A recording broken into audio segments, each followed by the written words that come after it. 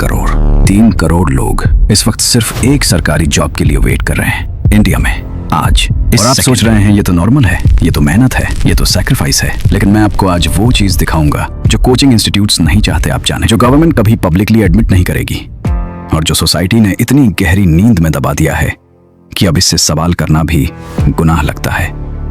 ये सरकारी नौकरी की रेस नहीं है, ये एक सिस्टम है, डिजाइन्ड, इंजीनियर्ड, और आप सिर्फ इसका फ्यूल हैं। सरकारी नौकरी का झूठ, the most profitable lie ever sold to the middle class.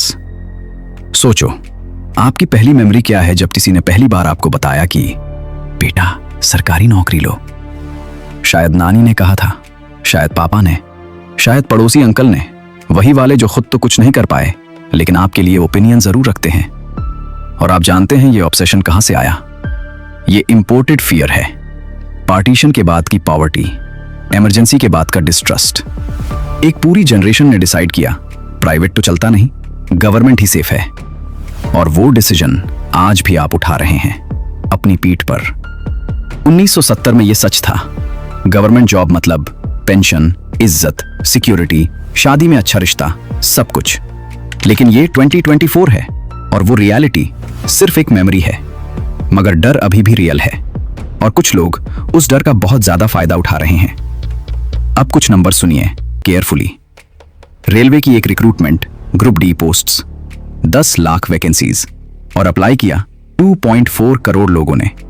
2.4 crore मतलब हर एक वैकेंसी के लिए 24 लोग हारे, 24 जिंदगियां डिसअपॉइंट हुई, 24 फैमिलीज ने रात भर रोया। लेकिन ये तो बस एक रिक्रूटमेंट था। यूपीएससी सिविल सर्विसेज, हर साल 10 लाख से ज्यादा लोग अप्लाई करते हैं। Selection rate 0.2%। 0.2 मतलब अगर आप एक स्टेडियम में खड़े हों 10 लाख लोगों के साथ, सिर्फ आप और 1999 लोगों को बाहर जाने दिया जाएगा, बाकी सब वापस उस क्राउड में धकेल दिए जाएंगे। ये कंपटीशन नहीं है, ये एक लॉटरी है। लेकिन कोई आपको लॉटरी नहीं कह रहा, क्योंकि लॉटरी में तो टिकट सस्ता होता है। अब असली सवाल आता है, अगर इतनी मुश्किल है ये रेस, तो ये कोचिंग इंस्टीट्यूट्स इतने अमीर कैसे? कोटा, मुखर्जी नगर, राजेंद्र नगर, इलाहाबाद, ये सिटीज अब स्टडी हब्स नहीं हैं, ये फैक्ट्रीज हैं। और प्रोडक्ट आप हैं।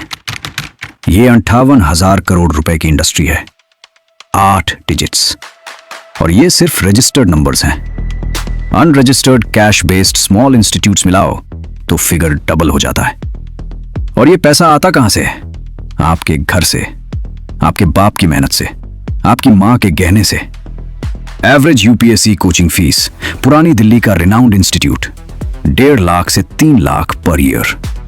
हॉस्टल अलग, स्टडी मटेरियल अलग, टेस्ट सीरीज अलग। और कितने साल? एवरेज स्टूडेंट 4 से 6 साल प्रिपेयर करता है।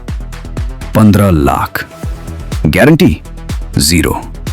Success rate 0.2%।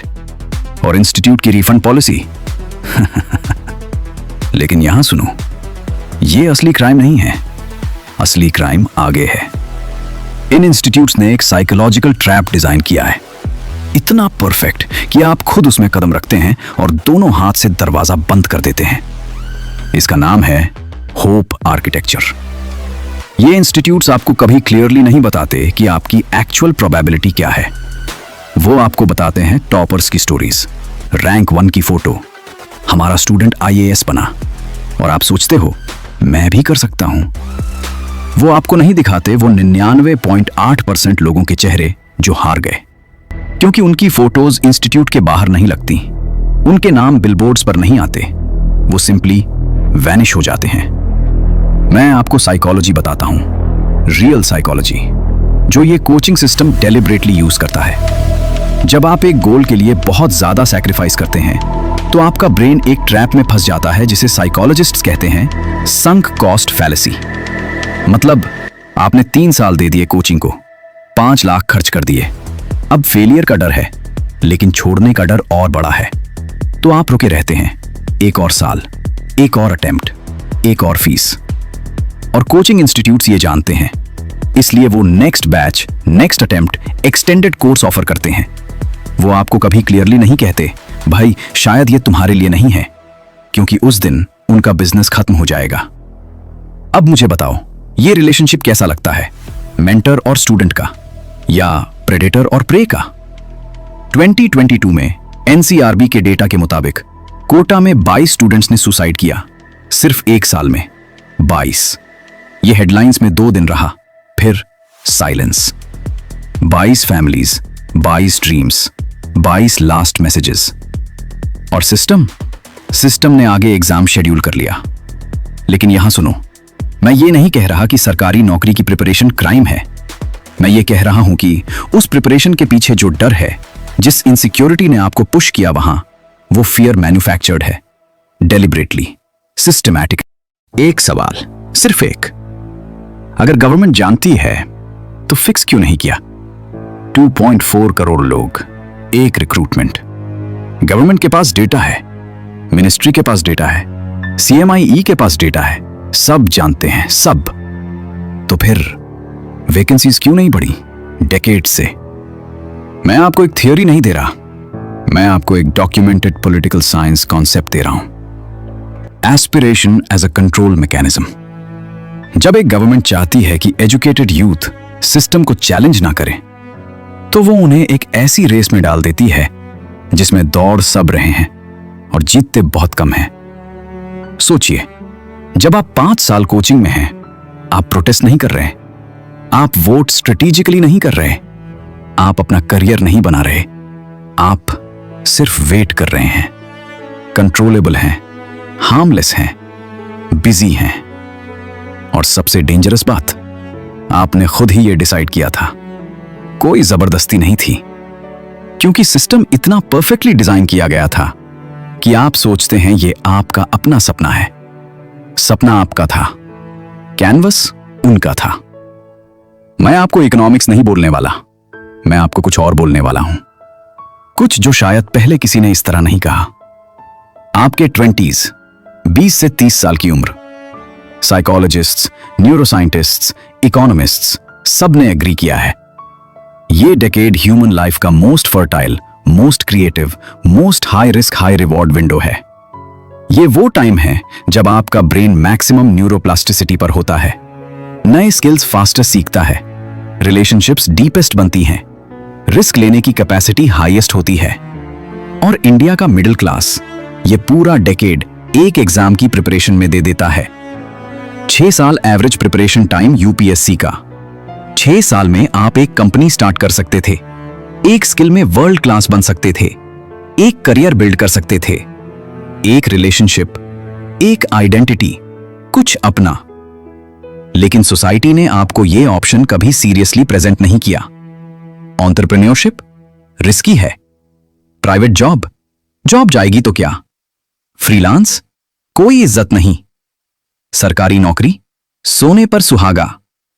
और उन 6 सालों में कुछ और भी होता है, कुछ जिसके बारे में कोई बात नहीं करता। Mental health, self worth, social identity. जब आप सालों तक एक ही गोल के लिए जीते हैं और वो अचीव नहीं होता, तो आप सिर्फ एग्जाम नहीं हारते, आप खुद को हारते हैं। आप बिलीव करना बंद कर देते हैं कि आप किसी चीज के लायक हो। साइकोलॉजिस्ट्स इसे कहते हैं लर्न्ड हेल्पलेसनेस। जब आप इतनी बार फेल होते हैं एक स्पेसिफिक डोमेन में कि आप ग्लोबली बिलीव करने लगते हैं कि आप फेल होने के लिए ही बने हैं। और उस पॉइंट पर कोचिंग इंस्टीट्यूट का काम हो चुका होता है, उन्हें आपकी जरूरत नहीं रही, आपकी फीस आ गई, नया बैच आ गया और आप स्टैटिस्टिक्स बन गए। मैं सॉल्यूशन देने नहीं आया, मैं आपका थेरेपिस्ट नहीं हूं, मैं आपका लाइफ कोच नहीं हूं, लेकिन मैं आपको कुछ डेटा जरूर दे सकता हूं जो सिस्टम ने आपसे छुपाया। इंडिया का प्राइवेट सेक्टर इस वक्त 90% एम्प्लॉयमेंट क्रिएट कर रहा है, 90%। गवर्नमेंट सेक्टर 10% से भी कम। लेकिन कहां जा रही है 90% यूथ? सरकारी नौकरी की तरफ, 10% सीट्स के लिए। वो लोगों की स्टोरीज जो आपको नहीं सुनाई गई, जो 22 की उम्र में स्टार्टअप ले आए, जो 24 में फ्रीलांसर बन गए और जर्मनी में क्लाइंट बनाया, जो 25 में अपने गांव में एक डेयरी कोऑपरेटिव खोली और 50 लोगों को एम्प्लॉयमेंट दिया। उनकी स्टोरीज बोरिंग है सोसाइटी के लिए। उनके बाप का सीना चौड़ा नहीं होता कलेक्टर साहब बोलने पर। उन्हें शादी के रिश्ते में प्रेफरेंस नहीं मिलती, वो विजिबल नहीं होते, लेकिन वो जीते हैं अपनी जिंदगी अपनी टर्म्स पर। वो फॉर्म किसी का था, शायद आपके किसी दोस्त का, शायद आपके भाई का, शायद आपका। मैं चाहता तो था कि इस वीडियो को खुशी से खत्म करूं, एक सॉल्यूशन दे देता, एक फार्मूला, एक रास्ता। लेकिन सच ये है, कोई एक रास्ता नहीं है, कोई शॉर्टकट नहीं है, कोई गुरु नहीं है जो आपकी पूरी प्रॉब्लम सॉल्व कर दे। सिर्फ एक चीज है जो मैं आज आपको दे सकता हूं, एक सवाल। क्या ये जिंदगी तुम्हारी है या किसी और ने डिजाइन की है तुम्हारे लिए? अगर आज पहली बार ये सवाल आपके दिमाग में आया तो ये वीडियो ने अपना काम कर दिया। और अगर आप चाहते हैं कि कोई और भी ये सवाल सुन सके तो आप जानते हैं क्या करना है। अगली वीडियो में हम एक और सिस्टम को खोलेंगे, एक और झूठ को, जो इससे भी गहरा है, इससे भी पर्सनल है। तब तक सोचो, सीरियसली सोचो, क्योंकि वो चाहते हैं आप सोचो नहीं।